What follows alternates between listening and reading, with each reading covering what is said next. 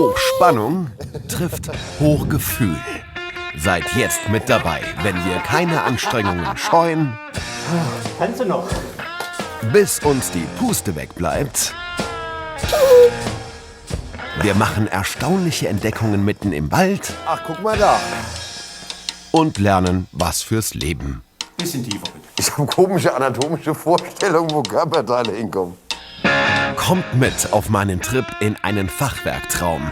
Homberg-Efze. Hautnah.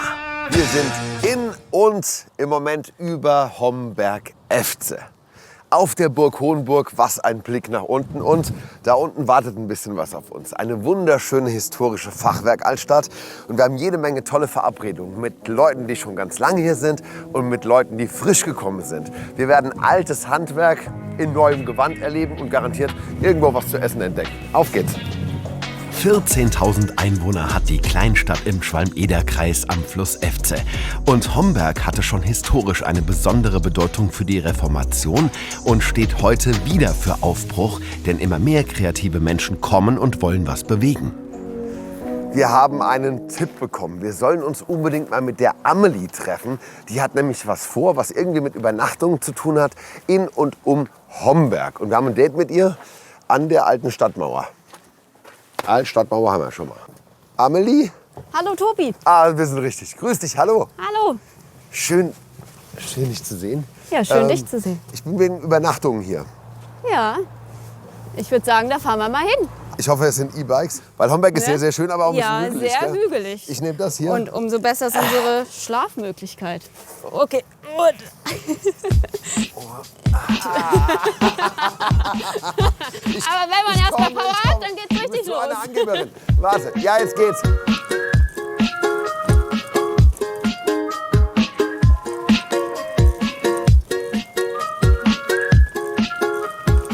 Die letzten Meter laufen wir. Da hoch. Da hoch. Auf geht's. Ach, guck mal da.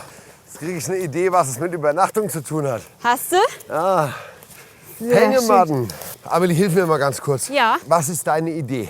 schön. Hängemattenreisen. Hängemattenreisen. Kannst du dir was darunter vorstellen? Noch Wenn du nicht. Also spontan- unter Hängematten, ja. Ja. Okay. Und wie kommt die Reise dazu? Also es geht darum, dass man mit dem Fahrrad, per Wandern, mit einem Linienbus oder Kanu Ja. unterwegs ist. Und dann, dass dann die Reisenden in Hängematten schlafen. Okay.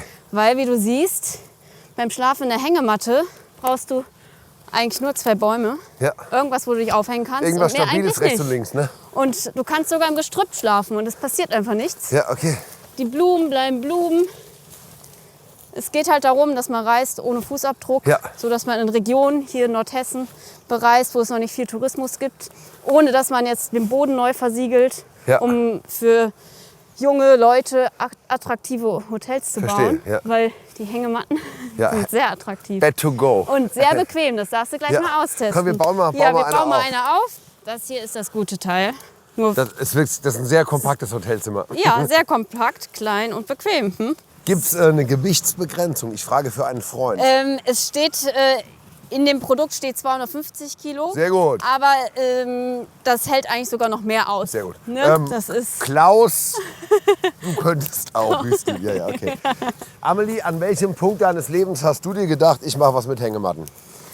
da war ich tatsächlich in Nicaragua. Ja. Noch mal so am Ende meines Studiums vom nachhaltigen Tourismus. Wollte ich, bevor ich anfange zu Du hast arbeiten. nachhaltigen Tourismus studiert. Ja, nachhaltigen Tourismus. Da habe ich war schon früher immer reisen, mich hat das immer gestört, dieses Zerstören von Reiseorten. Ja. Deswegen habe ich das studiert und dann war ich halt in Nicaragua und da wollte ich unbedingt in so einen Dschungel. Ja, dann habe ich da einen kennengelernt, der reist immer mit Hängematten. Und dann waren wir da im Dschungel unterwegs, der Reiseleiter hatte ein Zelt, aber wir mit unserer Hängematte, wir konnten uns über Als wenn Gestrüpp nichts- hängen, als wenn wie nichts hier. wär. Ja. Und am nächsten Tag sind Haken wir dran, weiter. ja. Und man hat nicht gesehen, dass wir da waren. Ja. Ja, und da war ich total angefixt und dachte, ja, da muss man Ja. ein Reisekonzept draus machen. Ey, man liegt wirklich gut. Wie ist denn das? Das ist schon eher eine Sommergeschichte dann? Nein. Nicht? Ich höre dich noch, aber ich Du bin hast- jetzt schon faul. Okay, ja, entspann du ruhig mal, weil man kann hier bei so einer Hängematte, das nennt man Underkilt in der Fachsprache, ja, Drunter Rock? Drunter ein Hängemattenrock, Ja. genau, ein Unterrock. Das ist so warm, dass du bei minus 15 Grad sogar schlafen kannst. Hast du das schon mal gemacht? Ja, natürlich. Letztes Jahr bei diesem tollen Winter. Okay. Ne, das war richtig schön. Und zum Regen spannst du oben drüber ein Tarp, sodass auch beim Regen gar kein Problem ist. Ein rundum-sorglos-Paket. Und das kann man sich dann halt hier in Homberg ausleihen. Und los geht's. Und los geht's. Und wer möchte, die darf dann auch eine Tour von mir für Individualreisen ausgearbeitet bekommen. Oder halt mit mir zusammen on Tour, Das heißt, wo ich ich könnte als dir sagen, du Reiseleiterin... Amelie, hör mal, ich stelle mir vor, so 3, 4, 5, 6 Übernachtungen, würde gerne ein bisschen irgendwie Wald und Wiese sehen oder so und du bastelst was Schönes dann. Genau. Und die Idee ist halt nicht nur schöne Naturorte, sondern auch halt Orte, die hier in der Gegend was bewegen. Ja. Da gibt es einen ganz tollen Biobauernhof, der hält die Schweine draußen wie Pferde, also auf großen Weideflächen. Und diese tollen Orte, wenn die was zur Verpflegung haben, die binde ich dann auch ein. Ach, toll. Da habe ich dir auch eine Kleinigkeit mitgebracht, Oh. falls du Hunger hast. Einmal, das ist ein Aufstrich, ein Karottenaufstrich. Amelie, dann jetzt schon mal vielen, vielen Dank. Ja, sehr gerne. Ich wünsche dir alles Gute für diese Idee. Ja, Viele Leute, die viel erleben und rumhängen. Und es ist, man glaubt es nicht, wie bequem das hier drin ist. ja, Ist super. schön, das freut mich. Ich hänge noch ein bisschen ab. Ja.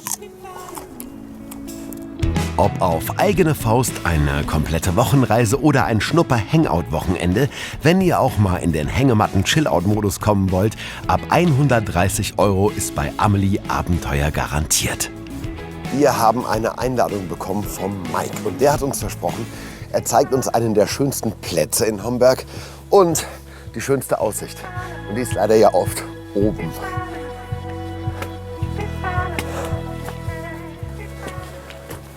Das ist guter Look, sehr guter Look.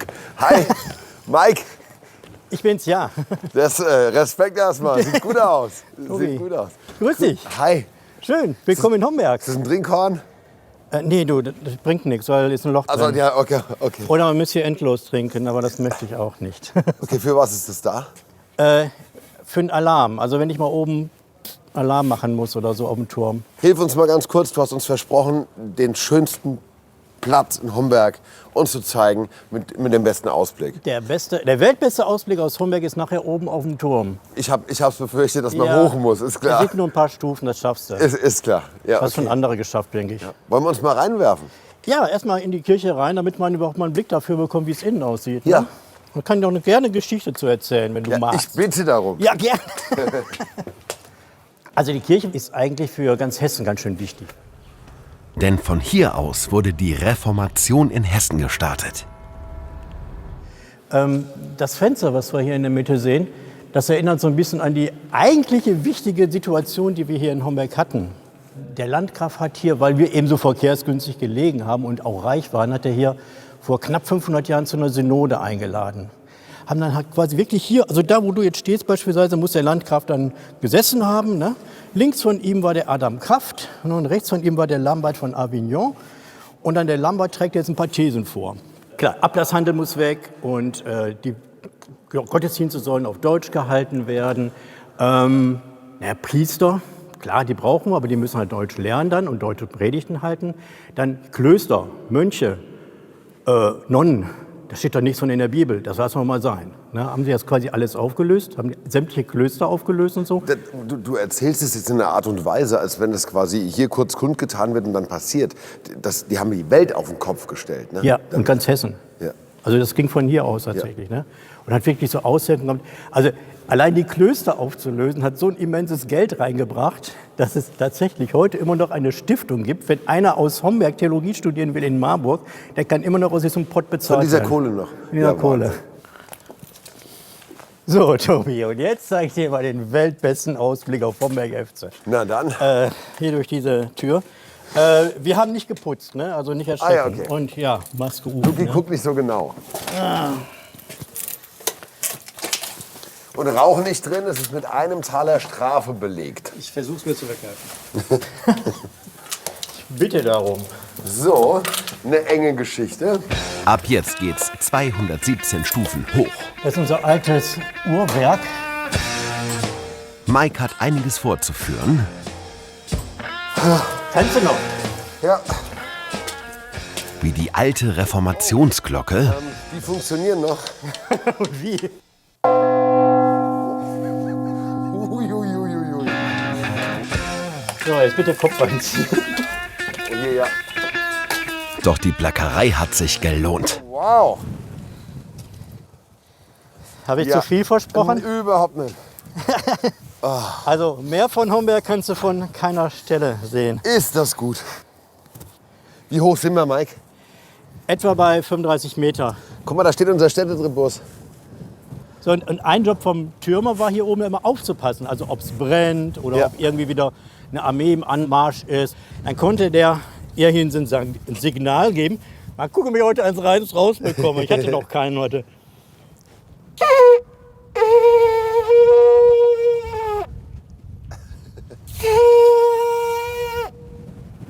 Vielleicht hören die Homberger das Es noch. interessiert sich wieder kein Schwein, wenn hier mal Alarm ist.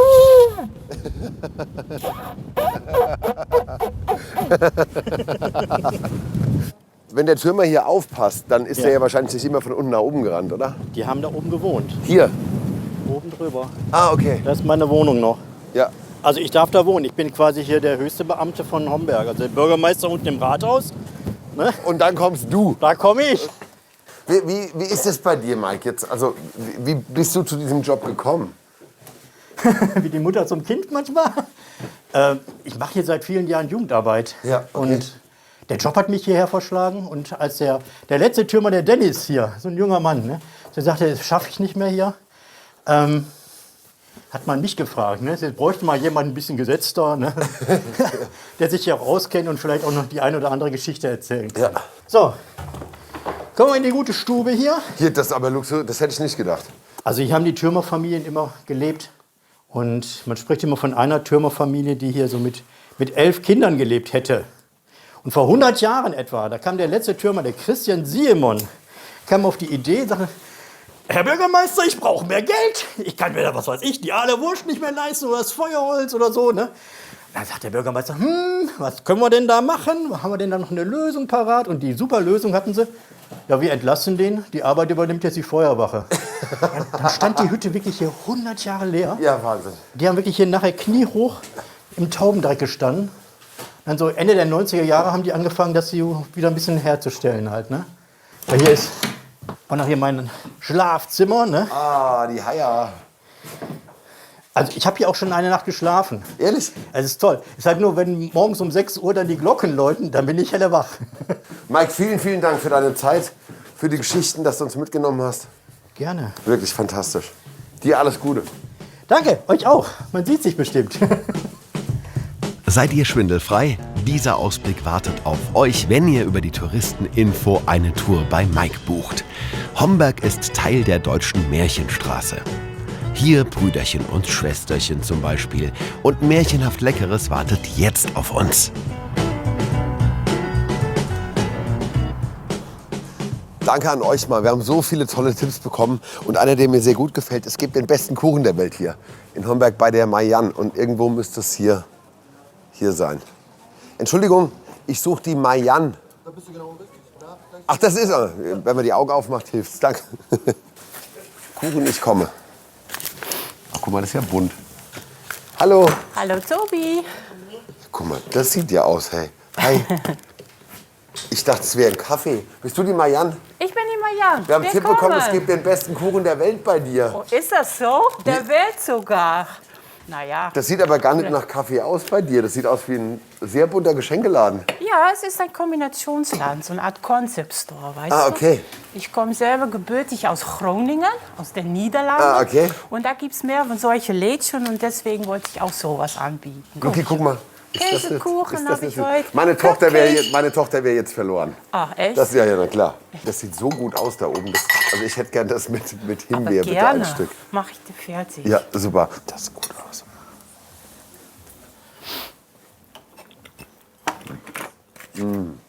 Marianne, der ist ein Traum. Super. Ah, das freut mich.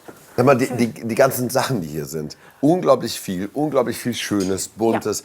Wo kommen die alle her? Ich arbeite auch mit kreativen Leuten zusammen. Ja. Die kommen ja alle aus der Region.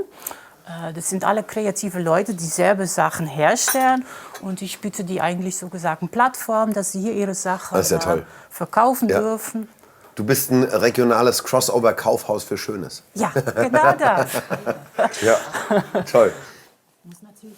So, ganz kurz, die sehen ganz schön überladen aus. Warte kurz. Wollt ihr hier rein? Aber Ihr seht ein bisschen überladen aus. Natürlich. Kommt rein, es gibt den besten Cheesecake der Welt, so viel kann ich schon mal sagen. Na, das hört sich doch gut an. Würdest du mal halten? Mach ich. Super. Müssen wir jetzt mal hübsch Müssen wir jetzt erstmal hübsch machen? Crossover. Vielen Dank. Was bringt ihr denn mit? Zeigen wir dir gleich. Warte mal ab. Unsere Schnatzprodukte. Was für Produkte? Schnatzprodukte. Was sind denn Schnaps oder Schnaps? Schnatz. Was sind denn Der Schnatzprodukte? Schnatz ist der Schwämmer Schnatz oben, die Frisur von den Schwämmer Mädchen. Ach so, Und die- so trachtenmäßig. Trachtenmäßig, Das heißt genau. Schnatz. Das heißt Schnatz Ach, bei wusste uns. ich nicht. Genau, Marianne, wieder was wusstest gelernt. du? Oh, die ist schon wieder weg. Ja, okay. Und was sind das für Schnatzprodukte? Wir versuchen so ein bisschen die Tradition aufrechtzuerhalten hier und machen coole Sachen. Mit Ah, den ihr verkauft die Schnappsachen. hier? Ja, Ah, die genau. Marianne- ach so, Marianne. Jetzt kapier ich. Die Marianne hat gerade erzählt, sie arbeitet mit so vielen Kreativen zusammen. wir sind Ihr seid wir das. sind zwei davon. Okay. Genau, richtig. Ja, zeigt mal. Ja, dann Zum Beispiel eine Fußmatte. guck mal hier. Guck mal da. Genau. Guck mal, das sind unsere Sachen. Genau. Hier ist die. Ja. Richtig. Guck mal da. Für euch lasse ich gerade einen Cheesecake stehen. Ist euch das eigentlich klar? Das soll schon was heißen. Das ja. ist ja klar. Vielen Dank. So, dann packen wir mal aus. Dann packen wir mal aus. Ja, komm, ich mach mit. Genau. Wie heißt ihr denn? Ich bin die Manu. Hallo Manu. Ich bin die Anna. Hallo Anna. Hallo Tobi. Oh, Schon mal gehört. was ist das? Das sind unsere Tassen. Unsere Schnatzcup. Ach, guck mal, wie schön. Genau, das ist der Schwämmer Junge. Und dazu gibt es das Pendant. Das Schwelme-Mädchen. Das ist hier, Schwämmer das ist hier Mädchen. drüben. Und das ist alles von euch? Ja, Genau. Das ist ein Schneidbrett, oder? das ist so ein Brotbrettchen, genau. Brotbrettchen. Wofür ist die Lücke? Brotbrettchen. Das ist der Schnatz. Warte mal, ich zeig dir das mal. Aber wir versuchen das versuchen den, Konzept dass man überall das umzusetzen. überall. Das ist der Schnatz. Guck mal hier auf dem Schild. Ah, jetzt stehe ich dir auf dem Fuß. Das macht Entschuldige. überhaupt gar nichts. Guck mal, das versuchen wir, dass das halt überall dann immer wieder mal dabei ist. Warte Das mal. ist So.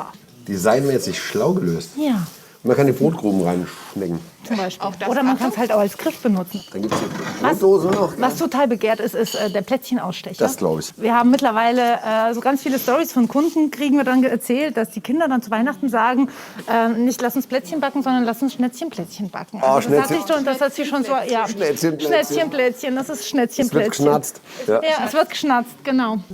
Hier, dann räumt ihr mal weiter ein. Ja. Ja, euch alles Gute. Danke. Tschüssi. Ciao. Ciao. Marianne, vielen Dank.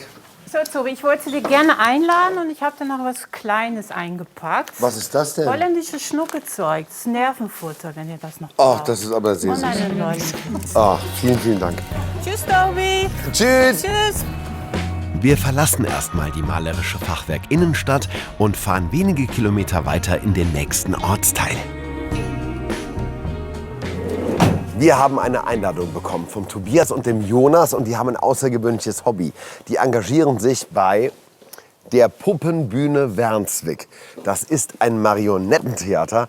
Ich wusste gar nicht, dass es so was Tolles überhaupt noch gibt und dann noch bei uns in Hessen. Und die Jungs haben gesagt, sie zeigen uns das mal, was hier gewerkelt und gemacht wird. Hallo. Guten Tag, seid ihr Tobias und Jonas? Ja. Ah, da bin ich richtig, sehr, sehr gut. Okay, Bitte reinspaziert. Einmal in die Richtung, da ist der Zuschauerraum. nach euch. Danke. Wir folgen.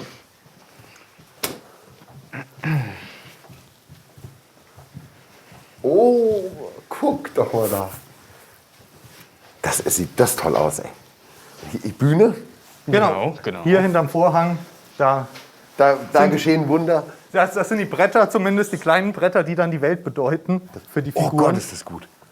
Ach du großer Gott, guck mal da. Das ist ja krass. Hier aber sofort in der Märchenwelt zu Hause. Was wird es da, der Froschkönig? Nee, das ist aus der aktuellen Inszenierung das blaue Licht. Das blaue Licht. Haben wir sogar als Märchen mal im Hessischen Rundfunk verfilmt, als Spielfilm. Ja. Oder das ist das toll. Nur bei uns spielt Christian Tramitz nicht die Hauptrolle, sondern eben eine kleine Puppe. Figur. Okay. Und baut ihr das selber? Das ist alles selbst gebaut. Das ist alles Handarbeit. Wie krass. Hallo. Hallo. Jeder gibt's, egal welche Tür man aufmacht, ein Wunder dahinter. Grüßt euch, hi. Hier, das ist mal Werkstatt, hä? Ja. Mein lieber Schwan. Das ist die Puppenwerkstatt. Dürfen wir näher treten? Hier Ja, werden die sicher. Marionetten Gerne. gebaut. Grüß euch. Tobi in aller Form. Ja, Stefan. Grüß dich, Stefan. Ich bin der Udo, ich bin der Vorsitzende. Hallo. Oh, gerade Grüß Chef dich, ist Anna, Tobi. servus. Und du bist der Ewald. Hallo. Ewald, grüßt euch. Udo, wie ist das, wenn man Chef von so einem Verein ist? Wunderbar. Wunderbar. Es ist wirklich toll. Es ist was ganz Feines, denn es ist ja ein Hobby, was nicht allgegenwärtig und in jedem Ort zu finden ist. überhaupt nicht. Marionettentheater. Ich wusste gar nicht, dass es überhaupt noch Und das ist unheimlich toll. Es ist wunderbar. Kinder zu erfreuen, aber auch ältere Menschen in den Arm genommen zu werden. Dankeschön, ich durfte mal eine Stunde Kind sein. Ja. Alles wunderbar. Und Nachwuchsarbeit scheint ja auch zu funktionieren. Wenn Ja. Hier Jonas und Tobias da, oder? Ja, und unser Mäderchen dann, ne? Ach, und Damen gibt es auch noch. Damen gibt es Ah, auch okay. noch. Warten wir ab, wir haben auch noch junge Mäderchen, die Spielerinnen sind. Wie seid ihr denn überhaupt dazu gekommen? Also wie kommt ein Marionettentheater hierher? Unser Stefan. Und der Stefan. Das war, ich habe als Kind mal Marionetten gebaut. Mit 4 Fäden, 5 Fäden. Und das wussten einige Damen hier in Wernsweg. Und wir haben immer eine Kinderweihnachtsfeier bei uns am alten Backhaus. Ja. Mitten im Winter. Das ist immer wunderbar gewesen. War eine Märchenerzählerin da. Jetzt wollten sie mal was anderes haben. Und da hieß Stefan, Mensch, du hast Marionetten gebaut. Wie sieht's denn aus? Willst du denn mal so ein Stück schreiben? Und naja, und dann habe ich gesagt, ja gut, ich versuch's mal. So ich hab ging auch, das los. Auch erst da angefangen, richtig mit Köpfen und allem drum und dran zu bauen. Naja, so ist das gekommen und jetzt haben wir schon 20 Jahre. Das war eine gute Idee, Stefan. Hast du denn mal Lust, hier am Kopf was zu arbeiten hier? Ein bisschen tiefer die Nase, noch was tiefer, gut. So tief kommen die Jawohl. da. Ach, guck mal da. Ja, nu. Und dann wird natürlich noch, wie gesagt, an so einem Kopf brauche ich 2-3 Tage. Ja, ich mache das in 2-3 Minuten jetzt. Warte mal. Da bin ich gespannt. Stefan, für den Mund, also nimmst du da auch neue Masse Dann dann? nehme ich neue Maße. Wie viele Figuren hast du gemacht bisher in der Minute? Weit über 200 bis jetzt. Ja. Für jedes Stück, jedes Jahr baue ich neue Marionetten. Das heißt immer so zwischen 6 und 10 Stück. Bisschen tiefer bitte. Bitte noch was. So, ja. Ich habe komische anatomische Vorstellungen, wo Körperteile hinkommen. Das ist mir früher auch schwer gefallen. Da Ja, hab ich ja, immer in ohne den Mist. Spiegel geguckt. Stefan, ich bin ganz ehrlich, seitdem der Udo gesagt hat, dass auch junge Damen hier noch irgendwo spielen, würde ich ganz kurz getrieben von großer Neugier Ja, meinen Kopf in deine guten Hände übergeben. mach das. Stefan, vielen, vielen Dank. Ja, bitteschön. Einmal hoch. Hallo, hallo. Hallo Tobi. Gut, grüßt euch, hallo. Hi.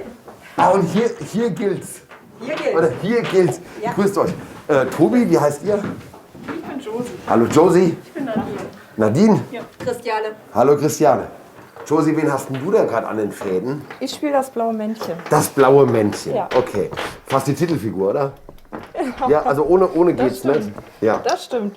Und wen habt ihr da? Da haben wir noch einen Pudel. Wer ist der Pudel? Ich blick gar nicht durch bei den ganzen. Ich bin der Pudel. Du bist der Pudel. Christiane, das heißt, du bist eine sehr schöne Maus. Ich bin die Ratte. Du bist die Ratte. Ich bin die Ratte, die begleitet das Stück so ein bisschen. Ja, okay. Das ist die Erzählratte. Ach, die Erzählratte. Ja. Und wie ist es? Erzählst du auch? Oder Nein. das kommt woanders her und ihr spielt dazu? Ja, die Stimmen von den verschiedenen Marionetten sind schon alle aufgenommen, Ja. unten in der Technik. Und wir spielen nur dazu. Was heißt da nur? Wie lange spielt die? Christiane, wie lange bist du dabei? Ich bin von Anfang an dabei. Seit 20 Jahren heißt das, Ja. hat der Stefan gesagt, so Ja. lange gibt es das. Wie ist es bei euch? Es gibt ja verschiedene Möglichkeiten, da draußen Langeweile zu bekämpfen auf der Welt. Gell? Also gibt es Handygedaddel oder Quatsch. So. Was treibt euch hierher? Also ich kenne das schon, seitdem ich klein bin. Meine Ja. Eltern waren von Anfang an hier dabei. Und seitdem war ich immer hier als kleines Kind. Und dann mit 12 Jahren habe ich hier richtig angefangen. Und wenn man einmal einen Fuß hier drin hat, kommt man nicht mehr raus wahrscheinlich, oder? Nee. Ja. Wie lange, Josie, machst du das? Ich bin seit ca. 3 Jahren jetzt dabei. Dazu gekommen, ich war früher auch öfter mal hier, habe mir die Stücke angeguckt. Und so richtig bin ich durch Nadine hier reingekommen. Darf ich das mal probieren, bei irgendwas, ohne was kaputt zu machen? Ich gebe dir jetzt mal den Ja. König. Ja. Da müssten wir jetzt mal hier durch. Ach, das ist schlau gelöst. Genau, ja, sonst geht's nicht so. Jetzt gebe ich dir das Kreuz mal. So nimmst du da bitte das Kreuz in die Hand. So, jetzt steht er erstmal, Aber ne? bitte nicht so ganz verkrampft. Locker, Okay, locker, ich tue so, als wenn ich locker ja, wäre. das Kreuz muss immer so ein bisschen geneigt sein, und dann geht das besser. Hier Nein. Guck mal, Kopfschütteln kann ich schon. Ja, das nein, ist super, nein, genau. nein, das nein. ist nämlich der Kniff. Okay, das kann man Aber schon ein mal. bisschen höher, er macht nämlich gerade in die Hose. Nimm mal das Handkreuz. Hier, und dann Das- das das- ist das hier, genau Ja. das. und dann kannst du winken. So. Holt voll. So, wir nehmen dich wieder mit. Tipptopp. Einmal ins Publikum. Wir haben heute auch eine öffentliche Probe. Sehr gut. In Hallo. der ersten Reihe ist sogar noch was frei. Würde ich, wenn ich darf, Sie kaufen ein bisschen ein. Okay. Wenn du denkst, es geht nicht mehr, kommt das blaue Licht daher. Wenn du es um Hilfe fragst, bringt es dir, was du verlangst. Zünd nur deine Pfeife an und es ist dir untertan. Treuer Diener, schlauer Wicht, der Zaubergeist vom blauen Licht. Ach, so ist das? John, möchte ich jetzt reich sein?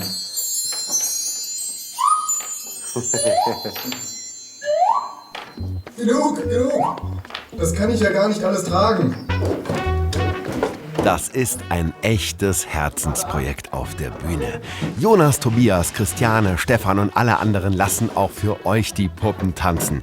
5 € kostet die Vorführung für Erwachsene und 3 € für Kinder.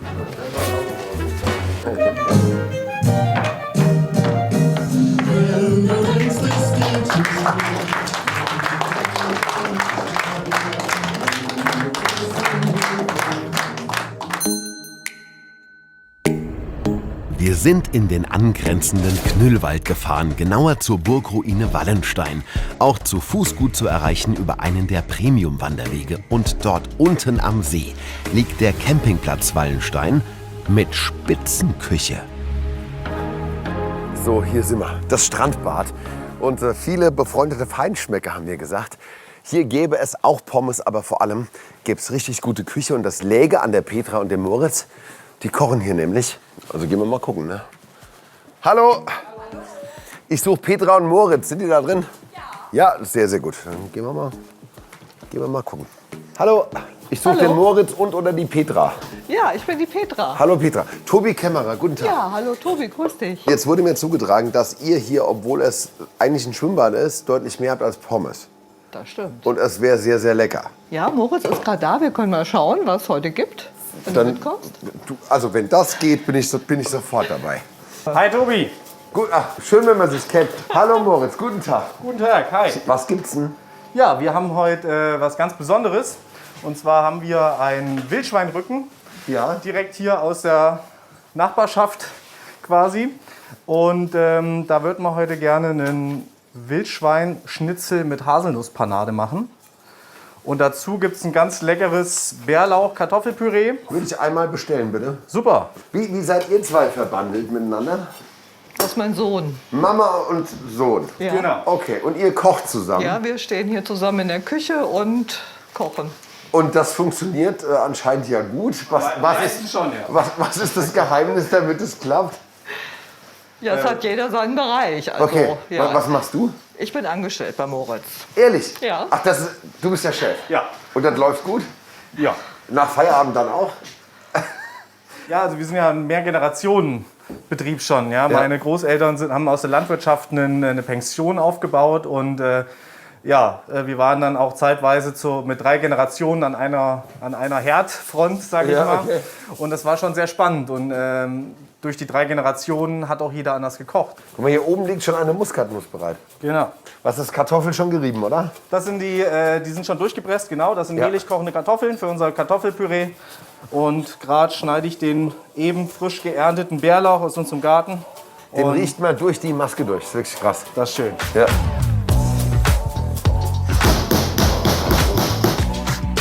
So. Aber Moritz, du kommst sogar mitessen. Guck mal hier, ist schon fertig. Ah. Bitte Merci. schön. Das ist für? Das ist für deinen Kameramann. Lukas. Da habe ich aber Glück. Super, mega. Danke. Glück schön. gehabt. Darf ich mich durchsetzen? Ja, bitte. Guck mal da. Den Bärlauch habe ich schon gehackt gesehen. Ja. Auf dem Brett.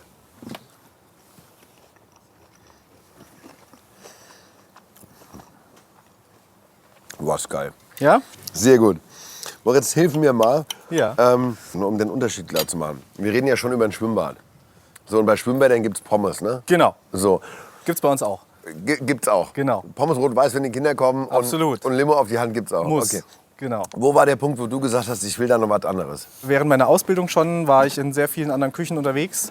Und da hat sich diese Gelegenheit geboten und wir fanden immer schon dieses Fleckchen Erde wunderschön. Ja, das war immer schon ein Traum hier, mitten im Knüll, mit der Burg, mit dem Naturbad. Das ist ja wirklich irre, gell? Genau. Und ja, da haben wir gesagt, okay, hier kann man was draus machen, das hat Potenzial. Und vorher war das halt auch ein Kiosk, aber da haben wir gesagt, nee, komm, wir müssen hier ein bisschen Pep reinbringen. Moritz, vielen, vielen Dank. Bitte gerne. Fürs in die Küche mit rein dürfen. Schön, dass ihr da wart. Fantastisches Essen und euch alles Gute. Vielen Dank. Ich genieße noch ein bisschen hier, gell? Genau. Lugi, hau rein. Komme. Hier gehe ich am liebsten essen. Ich weiß. Es gibt ja verschiedene Dinge, mit denen man mich sofort kriegt. Ne? Ja, Essen, aber auch Handwerk. Und wir haben eine Einladung bekommen vom Thea. Und der kümmert sich noch um uraltes Handwerk, nämlich um das Weben. Und jetzt sind wir in Homberg-Rückersfeld.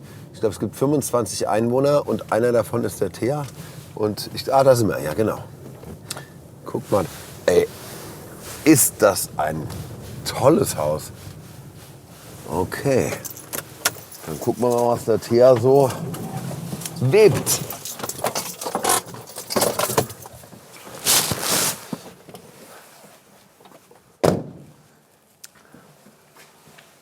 Thea! Thea! Hallo! Oh Gott, Hi. Entschuldigung, ich wollte nicht so rumplären. Ja, was hast du für ein schönes Haus? Danke. Das ist ja der Wahnsinn. Herzlich willkommen in der Weberei von uns. Ja, in der Weberei. Weberei. Wenn wir über Weben reden, fallen mir Teppiche ein zum Beispiel. Ja, genau das. Sind wir im richtigen Geschäft? Richtig, Teppiche für den Boden. Wir veredeln quasi Rohstoffe und machen daraus tolle Teppiche. Wo? Hier drin. Ich nehme dich einfach mit. Meine erste Weberei. Oh, okay. Hier wird geschafft. Hallo. Hallo. Ist so richtig was los? Hi. So sieht es bei uns aus. Das ist unser Kreativzentrum. Du hast gesagt, wenn ich einen Wunschteppich will, dann macht ihr den. Richtig. Und dann entscheidest du Design, Farbe, Größe. Und angenommen, ich würde sagen, ich hätte gerne einen weiß-gelben. Dann hätten wir jetzt schon was parat für genau, dich. Ja. Wir kriegen ihn heute nicht raus. Also du kannst ihn heute noch nicht mitnehmen, weil das dauert Handwerk. Ne? Ja. Das ist ein klassischer, also das ist ein Webstuhl, ne? Das ist ein Webstuhl. Ein Webstuhl. Endlich sehe ich mal einen. Okay. Darf ich auch einmal auf das Pedal treten? Ist schon soweit. Achtung, ich webe. Funktioniert. Ja, nicht schlecht. Kein Hexenwerk. Darf ich fragen, wie du heißt? Ich heiße Carina. Carina, wie bist du hier gelandet? Das war eigentlich ein glücklicher Zufall. Unsere Freunde haben vor ein paar Jahren hier drüben einen Hof gekauft. Ja. Und hier in einem kleinen Örtchen kommt man ja dann auch als Nicht-Rückersfelder mit den Nachbarn so ein bisschen in Kontakt. Ja. Und so habe ich dann den Thea kennengelernt und fing eigentlich erst im Büro an. Weil ich bin gelernte Bürokauffrau. Ja. Und eines Tages hat dann der Thea mal gefragt, ja, möchtest du dich mal am Webstuhl ausprobieren? Und Thea, fragst du jeden oder jede, die vorbeikommt, ob sie auch am Webstuhl arbeiten will? Oder hast du hier bei der Carina einfach schon Talent gerochen? So zweierlei. Also sicherlich Talent gerochen und nur ein Bürojob ist bei uns fast nicht möglich. Ja. Deswegen muss es so eine Kombination und ich glaube in der heutigen Zeit auch willkommen. Ja. Und würdest du sagen, das ist dein Ding? ja, also seit jetzt fast einem Jahr ist das mein Ding und will auch gerade gar nichts anderes machen. Wo kriegt ihr die Wolle her? Aus dem Wallis in der Schweiz oder von Island. Die gebe ich dir mal in die Hand. Oh, das sieht quasi jetzt schon nach großem Geschäft Gefährlich aus. Und eine Schutzbrille. Die darfst du auch aufziehen, wenn du magst. Mhm. Ja. So sieht das Ganze aus. Das ist jetzt eine Walliser Wolle. Und man merkt schon, wenn man dagegen haut, wie Beton. Da ist Druck. Ja. Da ist richtig Druck dahinter. Okay. Wir nehmen den Ballen. Und dann gehst du her und knackst quasi auf der Höhe von dieser Schiene hier Die Dinger. Okay. nacheinander. Ja. Wir kommen da alle heil raus. Wir kommen da heil raus. Du stellst dich einfach hin. Du darfst ruhig so ein bisschen im Moment verstehe. weggucken. Ne? Aber es passiert. Ich drücke dir die Daumen. Eigentlich nichts. Thea, schön, dass wir uns kennengelernt haben. Genau. Alter Vater. Ja. Okay. Eieieiei. Mein lieber Schwan, ey. Jetzt wirst du sehen, wie der Ballen anfängt zu wandern. Und wenn wir am Montag hier reinkommen, also 3 Tage später, 4 Tage später, ist das hier fast schon wirklich gefährlich unter der Decke. Weil die Wolle fängt wieder an, vital zu werden. Das ist fast wie Hefe. Ja, wie Hefe, genau. Der Kuchen fängt an, überzugehen. Ja, krass. Das ist jetzt in dem Fall eine Islandwolle, die von Island oben kommt. Die werden mit Flocken gelockert. Genau. Ja. Also hier mischen wir auch Farben. Was für geile Farben das gibt. Und das ist die Spinnmaschine. Wenn die Wolle aufgelockert ist, wird gesponnen. Man sieht schon, an der Seite wickelt sich das Garn auf, wie auf Zauberhand. Sieht aus wie ein Einhornparadies. Ach, guck mal, das sieht ja geil aus. Also hier ist jetzt noch mal eine kurze Situation, wie die Wolle getrocknet wird. Was ist erstaunlich? Ich bin ja über wahrscheinlich tausende Teppiche gelaufen in meinem Leben und habe mir keine Sekunde Gedanken gemacht, also wie das da funktioniert. Wie kommt das dahin? Ja. Ja, mein Vater hat früher immer gesagt, bitte nicht auf die Idee kommen. Wirklich zu uns Kindern, hat gesagt, raus Macht's in die nicht. Welt, macht's nicht. Kann ich auch verstehen, ich weiß auch, warum er es damals gesagt hat. Und bei mir hat es erstmal eine Reise durch die Welt benötigt, um das vermutlich auch so ein bisschen noch zu schärfen, das Bewusstsein für dieses Produkt, für diese authentische Art, was wir hier herstellen. Ja. Gibt es irgendwo eine Möglichkeit, dass man mal sieht, wie es aussieht, wenn es fertig ist? Aber auf jeden Fall, klar. Ja. Wir folgen einfach.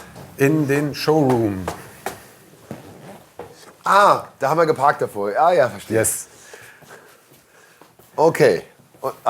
Und so sind sie dann. So sind sie, genau. Das ist das fertige Produkt am Ende. Sind ein Auszug von unseren Designs, die wir so anbieten. Die kann der Kunde sich aber selber auch farblich noch gestalten.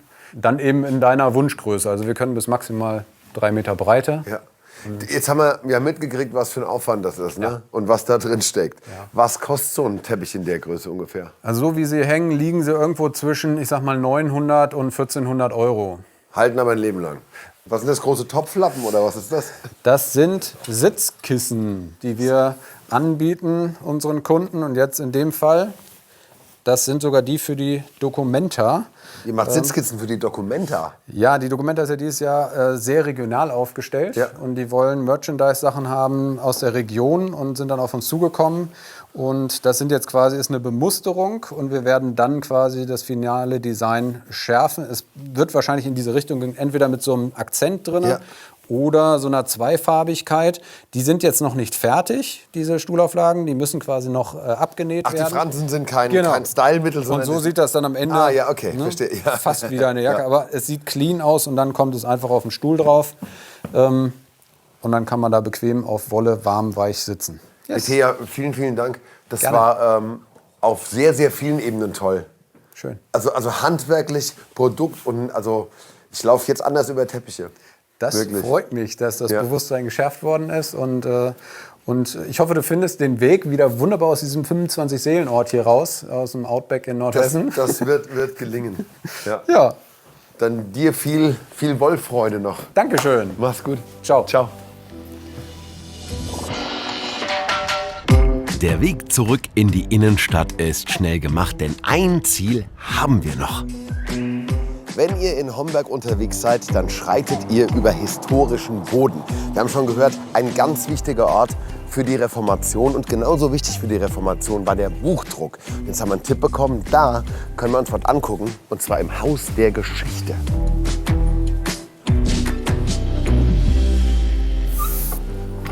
Guten Tag. Guten Tag. Ach. Mike! Willst du mich verarschen? Was machst du denn hier? Ich denke, du bist im Turm. Ja, Turm war schon, aber ich habe hier Beruf zum Hobby gemacht. Was machst du denn hier? Ich bin gelernter Schriftsetzer. Wir haben hier eine kleine Druckerei, die haben wir mal eingerichtet. So aber guck mal da. Ja, dann ist multifunktional. Wie schön, dass wir uns wiedersehen und wie viele Outfits du hast. Ja, du hast es wirklich mal gelernt? Ja, klar. Ja, okay. Richtig nicht bei Gutenberg, aber so ungefähr in der Zeit dann auch. Ne? Ja. Und Buchdruck hat ja viel mit der Reformation zu tun. Das heißt, der Buchdruck hat dazu geführt, dass halt die Schriften von Martin Luther richtig verbreitet werden konnten. Heute würde man sagen, das ist eine Methode, dass was viral geht. Oder? Absolut. Ja. Gutenberg als Mann des Jahrhunderts. Ne? Wir haben ihn da hinten halt in der Ecke stehen, so als in Gold. Der goldene Gutenberg. Ne? Ja. Und naja, wir haben hier den als außerschulischen Lernort eingerichtet. Das heißt, hier kommen Schülergruppen, Konfirmandengruppen das ist ja toll. auch und so. Ne? Und die also man kann wirklich was drucken hier? Man kann richtig was drucken. Wollen wir mal was drucken? Oder ist es so Hast du aufwendig? Lust drauf? Ja, überhaupt nicht. Ja, also wenn Schüler drucken können, bin ich auch. Ja, na klar. Das schaffst du, genau. Ja, okay. Wir haben hier so einen sogenannten Steckschriftenkasten. Ja. Und ich habe hier schon mal so ein bisschen was vorbereitet. Ne? Jetzt muss man natürlich alles in Spiegelschrift denken. Das ist ja wie bei einem Stempel. Ne? Das wird ja in Spiegelschrift gemacht. Städte, Trip mit? Jetzt wäre die Möglichkeit, hatten vielleicht noch 4 Buchstaben deiner Wahl zu nehmen. Also ich würde jetzt ein T vielleicht vorschlagen. Wenn das mit Obi aufhört, ist super. Das machen wir, Mike. Ja, super. Alles Genau. klar. Diese liegen ja alphabetisch. Ne? Dann suche ich mir jetzt hier ein T aus. Dann würde ich jetzt mal das hier meinetwegen nehmen. Leg das dann da rein. Ne? Ja. Dann schnappe ich mir hier so ein O, oder? Jo. Die sind alle gleich, oder? Ja, ich hoffe doch. Wenn man Barbaras Rhabarber drucken würde, braucht man viele Bs. Wo sind die Is? Bin ich Neben den Hs. Oft, ja, neben den Hs. Vielen Dank. Hier, du Gutenberg in allen Ehren, aber es war schon auch Arbeit, ne? Ja, sicher. Wenn man überlegt, wie lange die dafür gebraucht haben, die würde ich jetzt hier nehmen und dann in die Druckerpresse reinsetzen. Damit da auch ja nichts irgendwie rausfällt. Dann wackelt nichts mehr. Und das nächste muss da die Farbe drauf. Das war mal Farbe. Farbe drauf. Was meinst du? Die erste Klappe zugemacht. Profi-Friemelei. Bis zum Anschlag. Nur den Hebel hier rum. Quasi die Presse. Ja. Man merkt, der Druck ist da. Ne? Ja. Okay, das müsste schon reichen. Mal gucken, ob du zaubern kannst hier. Ja, immerhin kann man den Namen lesen. Guck mal, Tobi, das Wichtigste steht da. Meine Damen und Herren, ich druckte. Mega. Und das heißt, für Vervielfältigung wäre das einmal die große Aufgabe ist, die Setzerei, das nervt ein bisschen. Und dann aber Farbe, Zettel, drucken, Farbe, Zettel, drucken, Farbe, Zettel, drucken, feuerfrei. Und das war ja schon so nachhaltig, weil die Buchstaben, wenn die einmal fertig waren, dann wurden die wieder in den Kasten zurückgelegt, wurden wiederverwendet. Ja. Und wenn die einmal so platt gebügelt wurden, dass man sie nicht mehr gebrauchen konnte, wurden sie eingeschmolzen, wurden neu draus gelassen. Okay. Das war so ein ewiger Kreislauf. Recycling. Bis vor 50 Jahren hat das wirklich fast in jeder Druckerei gestanden. Ne? Den nehme ich mit. Bitte. Genau. Mike, vielen, vielen Dank. Hast du noch mehr Klamotten? Sehen wir dich noch mal irgendwo oder ist dann auserzählt? Ich könnte noch eine Stadtführung anbieten, aber komm, lass mal. Das hab ich mir schon gedacht. Mike, alles Gute. Danke euch, ne? Druckfreies Drucken. Danke. Ciao. Ciao. Auf der Homepage vom Haus der Geschichte könnt ihr ein Date ausmachen mit dem Mike, ihn treffen und mit ihm gucken und drucken. Und haben wir wieder ein Schwein mit dem Wetter, oder? Es ist zum Niederknien. Guten Appetit. Homberger Fischmarkt. Fischmarkt. Hast du Bock auf was Fischiges? Guck mal da, die Hände wachhund. Guten Tag. Hallo, guten Tag. Gibt's was zu essen? Ja, was möchten Sie denn haben? Gibt's was auf die Hand? Okay, Ja. ein Backfischbrötchen? Ach, guck mal da. Wie kommt denn der Fisch hier nach Homberg? Der ist von mir im Grunde genommen. Mein Vater war damals im Angelsportverein in Homberg großtätig. Ja. Und ich als kleiner Stirbke auch schon. Und gelernt habe ich Zahntechniker eigentlich. Wir hatten ein Dentallabor in Homberg gemacht. Wir hatten ein kleines Labor, das ist dann im Grunde genommen aufgelöst worden. Und im Jahr 2000 habe ich mich hier selbstständig gemacht. Ja, guck mal da. Und jetzt haben wir einen Fischmarkt in Homberg. Ja. Jetzt gibt es einen Fischmarkt in Homberg, ja. Ja, super Das wird auch gut. ganz gut angenommen, die ganze Sache. Und macht auch Spaß auf jeden Fall. Ja, top. Und ihr gehört zusammen? Ja, Wir gehören wir zusammen. gehören zusammen. Nicht Wie hat der verheiratet. das Wir sind ein Dream-Team. Ein Dream-Team. Na klar. Darf ich fragen, wie du heißt? Ich heiße Ja. Petra. Hallo Petra, Tobi. Ja, hi. Jürgen. Jürgen. Petra, Jürgen, dann vielen Dank für das schönste Backfischbrötchen der Welt. Ja. So zahlen wir noch gut. Ich bitte Ja, bitte. danke. Hier, was es alles gibt, oder? Also Leute, Homberg, eine echte Entdeckung. Eine wunderschöne Altstadt, Fachwerk zum Niederknien. Sehr, sehr viele, sehr nette Leute.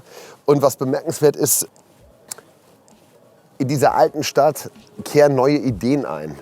Junge Leute irgendwie, es geht so um Zusammenhalt, was entstehen zu lassen. Und leckere Sachen gibt es in rauen Mengen. Also das ist echt ein Städtetrip wert, hier auf euch.